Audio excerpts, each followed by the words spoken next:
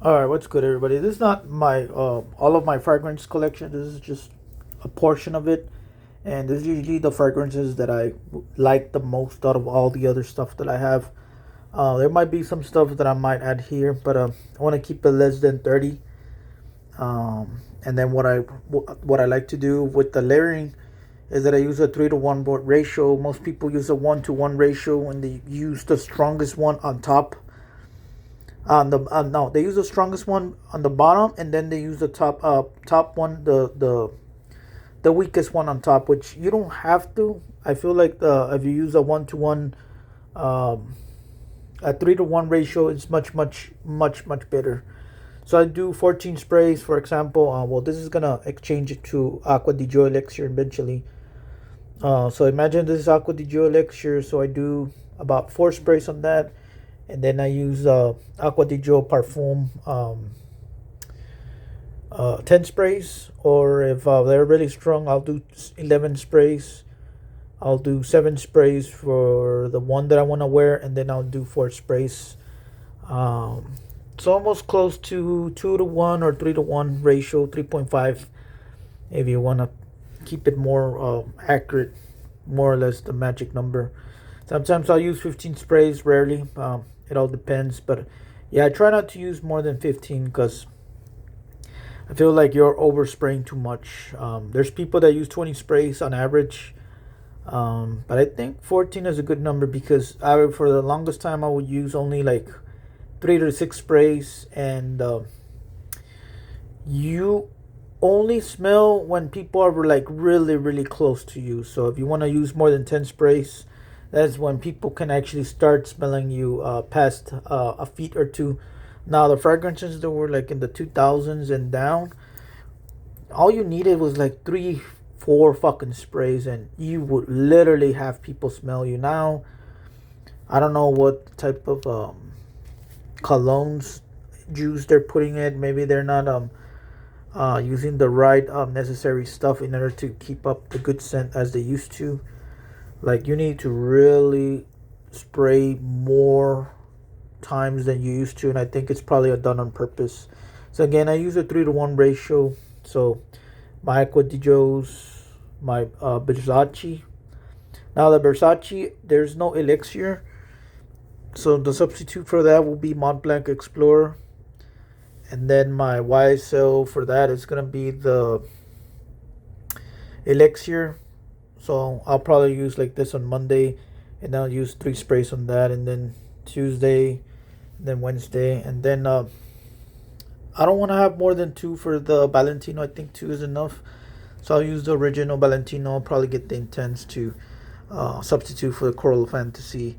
I want to get a substitute for Purple Label because I feel like it doesn't fit that much for that. But um, yeah, for the Cobalt, I feel like it's a really solid, good scent. So I probably need to. I don't want to get a Dior Sauvage. I want to get something different. So I don't know what's a good substitute for that at the moment. And then I got Layden, and I'm gonna talk about this fragrances before I finish this video over some badge coat box that I got from Joma Shop, and then Dior Sauvage Elixir. I don't like EDT. I don't like EDP and Parfum. I smell all of them.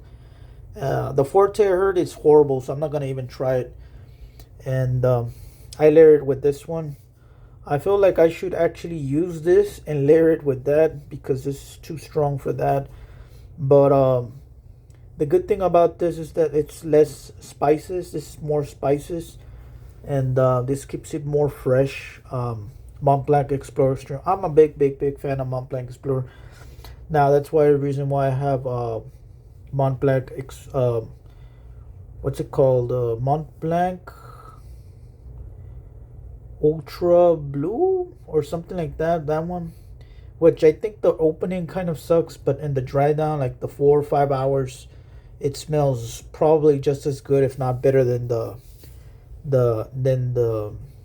Aqua di Gios, which I feel like it's very underrated. The Mont Blancs, their line, man, like they don't give enough love towards the fragrance community. I freaking love them.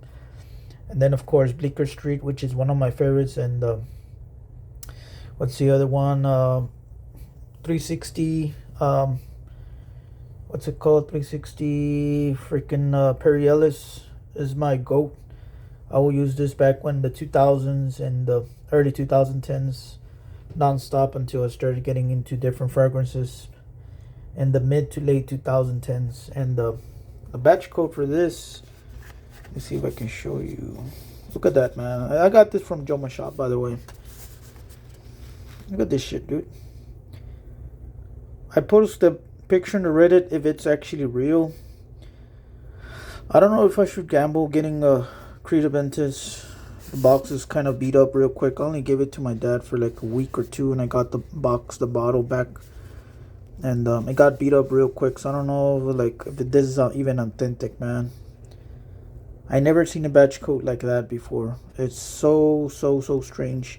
And again, if they do something dirty to me again, I'm gonna definitely make a video about it, because I ordered this bottle right here, and then they it's looked like somebody pierced a knife into the box because I didn't pay the protection bottle.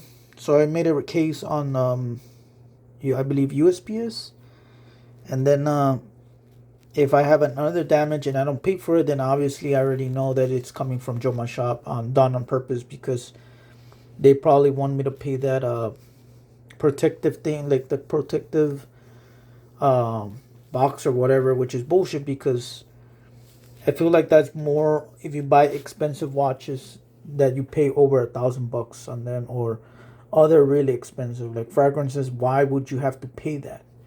It's stupid. They have to carefully package everything right. So I feel like it's like a blackmail, man. So I'm gonna cut this video. These are basically my fragrances in a nutshell.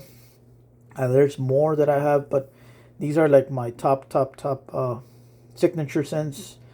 And again, I wish Versace would come up with more lines on the arrows. Like I would really like if I can get like the EDP, the Intense, or the elixir of that. That would be great.